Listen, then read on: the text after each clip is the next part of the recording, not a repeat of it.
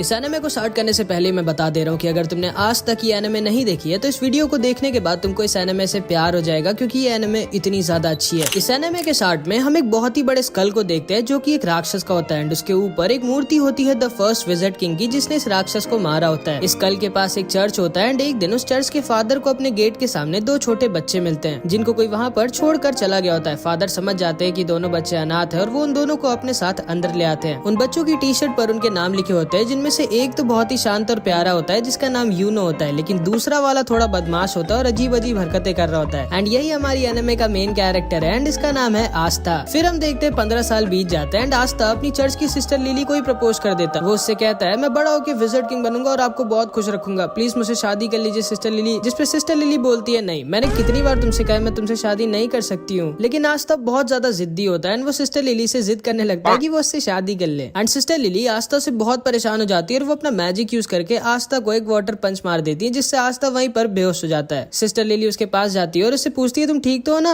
And तभी वहाँ पे चर्च के कुछ और बच्चे आ जाते हैं और वो सिस्टर लिली से कहते हैं बिल्कुल सही किया आपने, जब भी आपको परेशान करे इसको एक दो वाटर पंच मार दिया करिए। लेकिन तभी आस्था दोबारा से होश में आ जाता है एंड फिर से सिस्टर लिली के पीछे पड़ जाता है। बट इस बार वहाँ पर यूनो आ जाता है एंड वो आस्था को अपने मैजिक से वहीं पर गिरा देता है। आस्था गुस्से में उठता है और उसके पास भाग के जाके कहता है आखिर तुम हर बार मेरे और सिस्टर लिली के बीच में अपनी टांग क्यों घुसाते हो। जिसपे यूनो आस्था से कहता है देखो, पहले तो तुम बहुत ज्यादा शोर मचाते हो, दूसरा तुम्हारी हाइट बहुत कम है, तीसरा तुम दिमाग से कम हो, और सिस्टर लिली इस चर्च की नन है और नन लोग शादी नहीं कर सकती, तुम्हारे दिमाग में इतना भी नहीं घुसता क्या। जिसपे आस्था बहुत गुस्सा हो जाता है और यूनो से कहता है आजा 1v1, फ्री फायर में नहीं असली फाइट में मतलब। जिसपे आस्था से कहता है नहीं, मुझे टाइम वेस्ट नहीं करना है तुम्हारे साथ 1v1 करके। आस्था बोलता है कि वो डर गए क्या। जिसपे बच्चा जिसका नाम मैक्स होता है ये बोलता है तुम सोच भी कैसे सकते हो कि तुम यूनो को जिंदगी में भी हरा सकते हो। आस्था मैक्स से बोलता है तुम्हारी प्रॉब्लम क्या है बच्चे, मुझसे मैं तुमसे इतना बड़ा हूँ फिर भी तुम मेरी रिस्पेक्ट क्यों नहीं करते कभी। जिसपे मैक्स बोलता है बिल्कुल भी नहीं, मैं किसी ऐसे की रिस्पेक्ट कर ही नहीं सकता जो 15 साल का होने के बाद भी मैजिक नहीं यूज कर सकता। असल में आस्था के पास बिल्कुल भी मैजिक नहीं होता, मतलब आस्था एक ऐसे वर्ल्ड में होता है जहाँ पे मैजिक से ही सब कुछ होता है बिना मैजिक के। मैक्स आस्था से कहता है तुम सोच भी कैसे सकते हो कि तुम बिना मैजिक के यूनो जैसे पावरफुल मैजिशियन को हरा सकते हो। आस्था कहता है अच्छा यूनो अगर इतना ही स्ट्रॉन्ग है तो वो ये कर सकता है क्या। एंड वो बहुत ही तेज स्पीड में क्रंचेस मारने लगता है। असल में आस्था मैजिक तो यूज कर नहीं सकता, इसलिए वो एक्सरसाइज करके अपने आप को फिजिकली बहुत स्ट्रॉन्ग बना लेता है। मैक्स आस्था से कहता है कि तुम क्रंचेस मारकर विजिट किंग नहीं बन सकते, क्योंकि विजिट किंग स्ट्रॉन्गेस्ट मैजिशियन होता है, स्ट्रॉन्गेस्ट बॉडी बिल्डर नहीं। एंड तभी यूनो अपने मैजिक से सिस्टर लिली के कपड़े सुखाने लगता है, जिसको देखने सारे बच्चे भाग के चले जाते हैं। एंड यूनो का भी सपना आस्था की तरह विजिट किंग बनने का होता है। सिस्टर लिली भी यूनो को थैंक यू कहती है उसकी हेल्प करने के लिए, जिसपे आस्था को बहुत जलन होती है एंड वो जल्दी से भाग के लकड़ियां काटने आ जाता है ताकि सिस्टर लिली उसको भी थैंक यू बोले। लेकिन इससे पहले कि वो लकड़ियां काटता है यूनो अपने मैजिक से लकड़ियां भी काट देता है। असल में इसको आस्था के सामने शो ऑफ करना थोड़ा पसंद होता है। मैक्स कहता है मुझे यकीन है अगला विजिट किंग यूनो ही बनेगा, तुम नहीं आस्था। एंड तभी वहाँ पर फादर भी आ जाते हैं एंड वहाँ आकर यूनो की तारीफ करने लगते हैं कि यूनो जरूर इस चर्च का नाम एक दिन रोशन करेगा। आस्था दुखी हो जाता है और कोने में अकेला जाकर बैठ जाता है। तभी उसके पास सिस्टर लिली आती है और उससे कहती है दुखी मत हो आस्था, थोड़े दिनों में तुम्हारी ग्रिमवॉर तुम्हें मिल जाएगी, फिर तुम भी मैजिक यूज कर पाओगे। जिसको सुनकर आस्था खुश हो जाता है और फिर से खड़ा हो जाता है और कहता है आप देखना सिस्टर लिली, मुझे इस दुनिया की बेस्ट ग्रिमवॉर मिलेगी एंड फिर मैं बहुत मेहनत करके सबसे ज्यादा स्ट्रॉन्ग बनूंगा एंड फिर एक दिन मैं विजिट किंग बनूंगा। ग्रिमवॉर असल में एक मैजिकल बुक होती है जिसमें 3 लीफ बनी होती है जो सबको 15 साल की एज पे मिलती है एंड उसको पाने के बाद लोगों का मैजिक बहुत ज्यादा बढ़ जाता है और वो मैजिकल अटैक्स भी यूज कर सकते हैं। आस्था यूनो से कहता है कि जब मुझे मेरी ग्रिमवॉर मिलेगी तब हम दोनों बचपन की तरह साथ में प्रैक्टिस करेंगे और साथ में बहुत स्ट्रॉन्ग बनेंगे। लेकिन यूनो उसे इग्नोर कर वहाँ से चला जाता है, मानो वो आस्था को अपने टक्कर का मानता ही नहीं है। जिसपे आस्था भी बहुत दुखी हो जाता है एंड वो भी वहाँ से चला जाता है। सिस्टर लिली यूनो के पास आती है और उससे कहती है तुम्हें आस्था के साथ ऐसा नहीं करना चाहिए था। जिसपे यूनो कहता है आस्था मेरे रहते कभी भी विजिट किंग नहीं बन सकता। सिस्टर लिली को लगता है कि आस्था क्योंकि बहुत दुखी होकर गया है तो वो मे भी कहीं पर चुपचाप जाके रो रहा होगा, लेकिन हमारा आस्था रोता वोता नहीं है, वो यहाँ पर ट्रेनिंग कर रहा होता है और ज्यादा स्ट्रॉन्ग होने के लिए एंड अपने विजिट किंग बनने के सपने को सच करने के लिए। थोड़े दिनों बाद आस्था यूनो और बहुत सारे बच्चे जो 15 साल के हो गए थे वो सब ग्रिमवॉर टावर जाते हैं अपनी अपनी ग्रिमवॉर लेने। आस्था बहुत ज्यादा एक्साइटेड होता है क्योंकि अब वो फाइनली मैजिक यूज कर पाएगा एंड यूनो को टक्कर दे पाएगा। वहाँ पे 2 नोबल फैमिलीज के भी बच्चे आए होते हैं जो आस्था और यूनो का मजाक उड़ा रहे होते हैं क्योंकि वो लोग गरीब होता। तभी वहाँ पर उस ग्रिमवॉर टावर का मास्टर आ जाता है एंड सारे लोगों का वेलकम करता है। आस्था बहुत ज्यादा एक्साइटेड और खुश होता है। फिर ये मास्टर एक मैजिकल स्पेल बोलता है और सारे लोगों के पास अपने आप उनकी ग्रिमवॉर उड़कर जाने लगती है। सारे लोग अपनी अपनी ग्रिमवॉर पाकर बहुत खुश होते हैं, लेकिन आस्था के पास कोई भी ग्रिमवॉर नहीं आती। आस्था बोलता है मेरी ग्रिमवॉर लेट हो गई क्या, मेरी ग्रिमवॉर कहाँ है। जिसपे सारे के सारे लोग उस पर हंसने लगते हैं एंड उसका मजाक बनाने लगते हैं। लेकिन तभी यूनो के पास उसकी ग्रिमवॉर आ जाती है जो कि होती है एक 4 लीफ ग्रिमवॉर जो कि बहुत ही ज्यादा रेयर होती है एंड यही ग्रिमवॉर फर्स्ट विज़र्ड किंग के पास भी होती है, जिसको देखकर सारे के सारे लोग शॉक्ड रह जाते हैं कि आखिर यूनो जो कि नोबल फैमिली का भी नहीं है उसको 4 लीफ ग्रिमवॉर कैसे मिल गई। यूनो उल्टा घूमता है और सबसे कहता है कि वो बनेगा अगला विज़र्ड किंग एंड सारे के सारे लोग उसकी तारीफ करने लगते हैं। लेकिन तभी आस्था खड़ा होता है और यूनो से बोलता है नहीं तुम नहीं, मैं बनूंगा अगला विज़र्ड किंग, जिसपे फिर से सारे के सारे लोग उस पर हंसने लगते हैं एंड उसका मजाक उड़ाने लगते हैं एंड यूनो भी आस्था को वहीं पर इग्नोर करके वहाँ से चला जाता है। इसके बाद आस्था अकेले जंगल में उल्टा लटका होता है और थोड़ा सा दुखी होता है क्योंकि ना तो सिर्फ उसके पास मैजिक है बट अब तो उसको ग्रिमवॉर भी नहीं मिली। लेकिन इतना सब कुछ होने के बाद भी वो गिव अप नहीं करता और वो उठता है और कहता है क्या हुआ अगर मेरे को ग्रिमवॉर नहीं मिली तो मैं तब भी मेहनत करना नहीं छोड़ूंगा एंड एक दिन विज़र्ड किंग जरूर बनूंगा, तुम बस वेट करना यूनो, मैं ही तुम्हारा राइवल हूँ एंड मैं ये तुम्हें प्रूफ करके रहूंगा। लेकिन तभी उसे एक आवाज आती है। इधर हम देखते हैं ये दोनों जलन के मारे यूनो से लड़ने आ जाते हैं एंड उससे कहते हैं आखिर तुम्हारे जैसे गरीब को 4 लीफ ग्रिमवॉर कैसे मिल सकती है एंड हम नोबल्स को नहीं, मैं जला दूंगा तुम्हारी इस ग्रिमवॉर को। एंड वो यूनो के ऊपर एक मैजिकल अटैक यूज कर देता है, लेकिन यूनो बिना अपनी ग्रिमवॉर का यूज किए ही अपने आप को डिफेंड कर लेता है, जिसको देखकर ये दोनों शॉक्ड रह जाते हैं कि आखिर यूनो इतना स्ट्रॉन्ग कैसे है। लेकिन तभी अचानक से कुछ चेन्स आके उन दोनों को पकड़ लेती हैं एंड तभी वहाँ पर एक आदमी आता है जो बोलता है तुम लोग पागल हो क्या जो इतनी रेयर चीज को जलाना चाहते हो। यूनो पूछता है कौन हो तुम, जिसपे ये बताता है मेरा नाम है स्नेक और मुझे वो चीज चाहिए जो तुम्हारे पास है। एंड तभी वो अपने मैजिक से यूनो को भी पकड़ लेता है एंड उसकी 4 लीफ ग्रिमवॉर को भी उससे छीन लेता है। यूनो बोलता है स्नेक मैंने तुम्हारा नाम सुना है, तुम एक बहुत ही स्ट्रॉन्ग और फेमस चोर हो, लेकिन तुम्हें ये तो पता ही होगा कि एक ग्रिमवॉर को केवल उसका ओरिजिनल ओनर ही यूज कर सकता है। जिसपे स्नेक कहता है हाँ मेरे को पता है कि तुम्हारी ग्रिमवॉर को तुम्हारे बिना कोई यूज नहीं कर सकता, लेकिन ब्लैक मार्केट में इस 4 लीफ ग्रिमवॉर के मेरे को बहुत पैसे मिलेंगे एंड इसीलिए मैं तुम्हारी ग्रिमवॉर चुरा रहा हूँ और माफ करना तुम्हारा विज़र्ड किंग बनने का सपना यहीं पर खत्म होता है। एंड तभी वहाँ पर हमारा आस्था आ जाता है एंड आते ही गिर के अपनी बेइज्जती करा लेता है, लेकिन फिर भी वो खड़ा होता है और बोलता है क्या हो रहा है यहाँ और तुम्हारे पास 2-2 ग्रिमवॉर कैसे है। यूनो बोलता है उनमें से एक मेरी और यहाँ से जल्दी से भाग जाओ, ये बहुत स्ट्रॉन्ग है। तब आस्था सारा का सारा खेल समझ जाता है एंड वो स्नेक से कहता है चुपचाप यूनो की ग्रिमवॉर वापस कर दो, जिसपे स्नेक उससे कहता है तुम तो वही लूजर हो ना जिसको एक भी ग्रिमवॉर नहीं मिली। एंड ये कहकर वो उस पर हंसने लगता है। आस्था कहता है हाँ मैं वही हूँ जिसको कोई ग्रिमवॉर नहीं मिली, लेकिन मैं वो भी हूँ जो एक दिन विज़र्ड किंग बनेगा। एंड ये कह के आस्था स्नेक की तरफ भागता है। यूनो कहता है नहीं उससे मत लड़ना आस्था। स्नेक अपने मैजिक से आस्था पर अटैक करता है, लेकिन आस्था उसके अटैक को डॉज करके उसके पीछे आ जाता है एंड वो बस उसको एक पंच मारने वाला होता है, लेकिन तभी स्नेक की चेन्स उसको पकड़ लेती हैं एंड फिर स्नेक अपने मैजिक से आस्था को बहुत ज्यादा इंजर्ड कर देता है। आस्था मन में सोचता है कि ये तो बस एक चोर है, फिर ये इतना स्ट्रॉन्ग कैसे है, और अगर एक चोर इतना स्ट्रॉन्ग है तो फिर विज़र्ड किंग कितना स्ट्रॉन्ग होगा। एंड फिर स्नेक उसको पीछे की दीवार पर लड़ा देता है एंड उसके पास जाकर बोलता है अपनी आंखें खोलो बच्चे, तुम मुझे 100 जन्मों में भी नहीं हरा सकते। आस्था मन में सोचता है कि ये सही तो कह रहा है, मैं चाहे जितना भी अपनी बॉडी को ट्रेन करके स्ट्रॉन्ग बना लूं, लेकिन मैं इसको भी नहीं हरा सकता। स्नेक आस्था के ऊपर हंसता है और बोलता है अपनी चेन से मैं किसी के अंदर कितना मैजिक है ये नाप सकता हूँ, और तुम्हारे अंदर एक बूंद मैजिक भी नहीं है एंड इसीलिए तुम्हारे पास कोई ग्रिमवॉर नहीं आई, क्योंकि ग्रिमवॉर मैजिक को बढ़ाती है और तुम्हारे पास तो मैजिक है ही नहीं। तुम विज़र्ड किंग तो क्या, तुम कोई नॉर्मल सी जॉब भी नहीं कर सकते। शर्म करो अपनी जिंदगी पर, तुम एक बहुत ही बड़े लूजर हो। जिसको सुनकर आस्था अंदर से टूट जाता है और वो सोचने लगता है कि ये एकदम सही तो कह रहा है, मेरे अंदर ना तो मैजिक है और ना ही मेरे पास अब एक ग्रिमवॉर है, फिर आखिर मैं कैसे विज़र्ड किंग बन सकता हूँ जो कि पूरी दुनिया का सबसे स्ट्रॉन्गेस्ट मैजिशियन होता है। एंड जिंदगी में पहली बार आस्था गिव अप करने वाला होता है, लेकिन तभी यूनो चिल्लाकर बोलता है नहीं, मैं जानता हूँ आस्था विज़र्ड किंग नहीं बनेगा, क्योंकि अगला विज़र्ड किंग तो मैं ही बनूंगा, लेकिन आस्था कोई लूजर नहीं है, वो मेरा राइवल है एंड उसके अंदर भी एक मैजिकल पावर है एंड वो है कभी भी गिव अप ना करना। एंड इसको सुनते ही आस्था के अंदर मानो दोबारा से जान आ जाती है। वो स्नेक से कहता है दूर हट मुझसे। स्नेक उससे दूर हट जाता है एंड आस्था के पास से एक अजीब सी एनर्जी आने लगती है। आस्था यूनो से कहता है चिंता मत करो यूनो, मैं इस आदमी को तुम्हारी ग्रिमवॉर नहीं ले जाने दूंगा, चाहे उसके लिए मुझे मरना ही क्यों ना पड़े। एंड तभी आस्था के पास उसकी खुद की ग्रिमवॉर उड़कर आ जाती है, जो कि कोई नॉर्मल ग्रिमवॉर नहीं बल्कि एक 5 लीफ ग्रिमवॉर होती है, जो पूरी की पूरी दुनिया में सिर्फ एक ही है, मतलब यूनो से भी ज्यादा रेयर ग्रिमवॉर। दुनिया में 3 तरह की ग्रिमवॉर्स होती है। 3 लीफ ग्रिमवॉर जिसमें मैजिकल पावर्स होती है एंड ये बहुत कॉमन होती है। 4 लीफ ग्रिमवॉर जो कि बहुत रेयर होती है एंड इसमें मैजिकल पावर्स के साथ गुड लक भी होता है। एंड लास्ट में है 5 लीफ ग्रिमवॉर जो कि पूरी दुनिया में सिर्फ एक ही है एंड इसके अंदर एक डीमन होता है। एंड आस्था को फाइनली उसकी 5 लीफ ग्रिमवॉर मिल जाती है। यूनो आस्था को देखकर स्माइल करता है और बोलता है मुझे पता था आस्था, तुम वो जो इम्पॉसिबल को भी पॉसिबल कर सकता है, जैसे तुमने बचपन में किया था। एंड फिर हम इन दोनों का बचपन देखते हैं कि कैसे यूनो स्टार्टिंग में बहुत ही रोथुड़ू था और छोटी छोटी बात पर रोता रहता था एंड आस्था स्टार्टिंग से ही उसकी मदद करता रहता था और एकदम उसके बड़े भाई की तरह उसको प्रोटेक्ट करता था। फिर एक दिन बचपन में सिस्टर लिली आस्था और यूनो को पहले विज़र्ड किंग की स्टोरी सुनाती है कि कैसे एक बार पूरी दुनिया पर एक बहुत ही बड़े और ताकतवर राक्षस ने हमला कर दिया था और हर जगह तबाही मचा दी थी। हर तरफ बस दुख ही दुख फैल गया था, लेकिन तभी अचानक से एक लड़का वहाँ वहाँ आ जाता है और उन सबको बचा लेता है। एंड उसके पास एक 4 लीफ ग्रिमवॉर होती है एंड उसकी और उस राक्षस की बहुत दिनों तक लड़ाई होती है, लेकिन आखिरी में वो लड़का उस राक्षस को हरा देता है और दोबारा से दुनिया में सुख और शांति ले आता है। एंड वही बनता है फर्स्ट विज़ार्ड किंग, पूरी दुनिया का सबसे स्ट्रॉन्गेस्ट मैजिशियन। एंड इसी स्टोरी को सुनने के बाद आस्था और यूनो डिसाइड करते हैं कि वो दोनों भी बड़े होकर विज़ार्ड किंग बनेंगे। शाम को फादर आकर यूनो को एक लेटर देते हैं और उससे कहते हैं उस लेटर को विलेज के बाहर एक आदमी तक पहुँचाने के लिए। आस्था कहता है लो मैं चला जाता हूँ, लेकिन यूनो उसे मना कर देता है और कहता है नहीं, वो अकेला जाएगा। यूनो अकेला उस आदमी के पास पहुँच जाता है और उसे वो लेटर दे देता है। काफी रात हो चुकी होती है और आस्था को यूनो की चिंता होने लगती है। एंड फिर वापस लौटते वक्त यूनो को एक बड़ा सा आदमी घेर लेता है और वो उसका पेंडेंट उससे जबरदस्ती छीन लेता है। यूनो उससे कहता है प्लीज मुझे वो वापस कर दो, वो मेरे पेरेंट्स की आखिरी निशानी है। जिसपे हंसता और बोलता है चुपचाप यहाँ से भाग जाओ बच्चे, वरना मुझे तुम्हें जान से मारना पड़ेगा। जिसको सुनकर यूनो डर जाता है और रोने लगता है और सोचता है कि अब वो कुछ नहीं कर सकता, लेकिन तभी वहाँ पर आस्था आ जाता है एंड उस आदमी को पकड़ लेता है। यह आदमी आस्था को मारकर दूर फेंक देता है, लेकिन आस्था फिर से जाकर उसको पकड़ लेता है और जोर जोर से चिल्ला रहा होता है। यूनो बस आस्था को देख रहा होता है और सोच रहा होता है कि आखिर जब आस्था जानता है कि वो इस आदमी को नहीं हरा सकता, फिर वो लड़ क्यों रहा इससे। आस्था को ये आदमी बहुत ज्यादा इंजर्ड कर देता है, लेकिन फिर भी आस्था गिव अप नहीं करता और उसको पकड़े रहता है और जोर जोर से चिल्ला रहा होता है कि यूनो का पेंडेंट वापस कर। ये आदमी समझ जाता है कि ये बच्चा कोई नॉर्मल बच्चा नहीं है एंड वो उस पेंडेंट को वहीं पर छोड़कर चला जाता है एंड आस्था वहीं पर गिर जाता है। यूनो उसके पास आकर रोते हुए बोलता है मुझे माफ करना, मेरी वजह से तुम्हें इतनी मार पड़ी। जिसपे आस्था उससे कहता है तुम चिंता मत करो, मैं हमेशा तुम्हारे साथ रहूंगा और तुम्हें प्रोटेक्ट करूंगा एंड एक दिन मैं बनूंगा विज़ार्ड किंग और तुम्हें और चर्च के सारे लोगों को खुश और सेफ रखूंगा। और इधर हम देखते हैं आस्था की ग्रिमवॉर से एक अजीब सी तलवार निकलती है और स्नेक बोलता है अचानक से तुम्हारे पास एक ग्रिमवॉर कहाँ से आ गई, ये क्या हो रहा है। एंड वो आस्था के ऊपर दोबारा से अटैक कर देता है, लेकिन आस्था अपनी स्वॉर्ड यूज करता है एंड स्नेक की मैजिकल चेंज गायब हो जाती है। स्नेक बोलता है कि ये कैसे किया तुमने, आखिर हो कौन तुम। जिसपे आस्था बोलता है मैं वो हूँ जो एक दिन बनेगा विज़ार्ड किंग। एंड ये कहकर आस्था स्नेक के ऊपर अटैक कर देता है एंड स्नेक की एक बार में बैंड बजा देता है और उसको हरा देता है। यूनो उसे देखकर हंस रहा होता है और आस्था उसके पास आकर बोलता है ये देखो यूनो, मेरे को फाइनली मेरी ग्रिमवॉर मिल गई। यूनो आस्था से बोलता है तो तुमने मुझे एक और बार बचा लिया आस्था, तुम्हें याद है ना वो प्रॉमिस जो हमने बचपन में किया। बचपन में जब यूनो आस्था की बात सुनता है तो वो पूछता है कि क्या मैं विज़ार्ड किंग बन सकता हूँ जबकि मैं इतना वीक हूँ। जिसपे आस्था यूनो से कहता है हाँ, अगर तुम बहुत मेहनत करोगे और कभी भी गिव अप नहीं करोगे तो तुम क्या कोई भी विज़ार्ड किंग बन सकता है। जिसको सुनकर यूनो खड़ा होता है और बोलता है ठीक है, मैंने भी डिसाइड कर लिया है कि आज के बाद मैं कभी भी नहीं रहूंगा एंड मैं बहुत मेहनत कर एक दिन विज़ार्ड किंग बनूंगा और तुमको और चर्च के सारे लोगों को खुश रखूंगा। जिसपे आस्था यूनो से कहता है इसका मतलब है कि अब हम दोनों राइवल्स हैं। एंड वो दोनों एक दूसरे से प्रॉमिस करते हैं कि वो दोनों बहुत मेहनत करेंगे एंड एक दिन विज़ार्ड किंग बनेंगे। आस्था यूनो से कहता है हाँ मुझे याद है एंड मुझे लगा था कि तुम भूल गए होगे। एंड फिर वो दोनों फिर से बचपन की तरह दोबारा से एक दूसरे से शर्त लगाते हैं ये देखने के लिए कि पहले विज़ार्ड किंग कौन बनेगा। इसके बाद हम अभी के विज़ार्ड किंग की झलक देखते हैं एंड उन 9 मैजिक नाइट्स को देखते हैं जो किंगडम में विज़ार्ड किंग के बाद सबसे ज्यादा स्ट्रॉन्ग मैजिशियंस होते हैं और इनका काम होता है किंगडम में पीस और ऑर्डर मेंटेन करके रखना। एंड इन सब की एक स्क्वाड होती है जिसको ज्वाइन करने के लिए बच्चों को एक एंट्रेंस एग्जाम देना होता है और उसी एग्जाम के लिए आस्था और यूनो दोनों ट्रेनिंग कर रहे होते हैं। इधर हम देखते हैं फादर और सिस्टर लिली ग्रिमवॉर टावर के मास्टर के पास जाते हैं एंड फादर मास्टर से पूछता है कि आखिर एंट्रेंस एग्जाम के लिए उसने यूनो के साथ आस्था का भी नाम क्यों दिया, जबकि आस्था तो उस टेस्ट में पास हो भी नहीं सकता। जिसपे मास्टर उससे कहता है कि आस्था ने मुझे उसकी ग्रिमवॉर दिखाई थी और मुझसे बहुत रिक्वेस्ट किया था कि उसको एंट्रेंस एग्जाम में भेज दे, तो इसलिए मैंने भेज दिया। फादर मास्टर से पूछते हैं कि आखिर जो ग्रिमवॉर आस्था के पास आई है वो है क्या और वो असलियत में ग्रिमवॉर है भी कि नहीं। जिसपे मास्टर उसे बताता है मैं तुम्हें ज्यादा तो नहीं बता सकता, लेकिन हाँ उस ग्रिमवॉर की वजह से आस्था को फ्यूचर में एक बहुत बड़ी लड़ाई लड़नी होगी। फादर मास्टर से रिक्वेस्ट करने लगता है कि आस्था बहुत वीक है और उसके पास मैजिक भी नहीं है तो उसको एंट्रेंस एग्जाम में ना भेजे। जिसपे मास्टर उससे कहते हैं कि कहीं ऐसा तो नहीं कि तुम आस्था को इसलिए नहीं भेजना चाहते क्योंकि अगर वो पास हो गया तो वो यहाँ से चला जाएगा और तुम्हें उसकी याद आएगी। जिसपे फादर थोड़ा सा शर्मा जाता है और बहाने बनाने लगता है एंड सिस्टर लिली भी समझ जाती है कि फादर आस्था को सीक्रेटली बहुत प्यार करते हैं। इधर हम देखते हैं आस्था और यूनो रेस लगाते हुए चर्च वापस आ रहे होते हैं और उन दोनों के बीच में टाई हो जाता है। आस्था पूछता है जल्दी बताओ कौन जीता। मैक्स बोलता है यूनो जीता है। आस्था कहता है अभी रेस खत्म नहीं हुई है, जो चर्च के अंदर पहले घुसेगा वो जीतेगा। और आस्था चर्च के अंदर घुसने वाला होता है, लेकिन तभी यूनो उसे अपने मैजिक से उड़ाकर दूर फेंक देता है और रेस को जीत जाता है। रात में सोते वक्त आस्था सपने में भी यही बोल रहा होता है कि वो एक दिन विज़ार्ड किंग बनेगा। भाई ये पागल होता है विज़ार्ड किंग बनने के लिए। जिसको सुनकर मैक्स आस्था पर गुस्सा हो जाता है। अगले दिन आस्था फिर से ट्रेनिंग कर रहा होता है और उसके पास मैक्स आ जाता है। आस्था पूछता है क्या हुआ। मैक्स बोलता है तुम बेवकूफ हो। जिसपे आस्था उस पर गुस्सा हो जाता है और बोलता है ये बोलने के लिए तुम चर्च से इतनी दूर मेरे पास आए हो। मैक्स उसे बोलता है कि तुम्हारे पास तो मैजिक भी नहीं है, तुम सोच भी कैसे सकते हो कि तुम मैजिक नाइट एग्जाम में पास होगे। आस्था बोलता है अब तो मेरे पास मेरी ग्रिमवॉर है एंड अब तो मैं जरूर से मैजिक नाइट एग्जाम में पास होऊंगा और एक दिन विज़ार्ड। लेकिन तभी उसको मैक्स बीच में रोक देता है और कहता है चुप रहो, जब देखो तब विज़ार्ड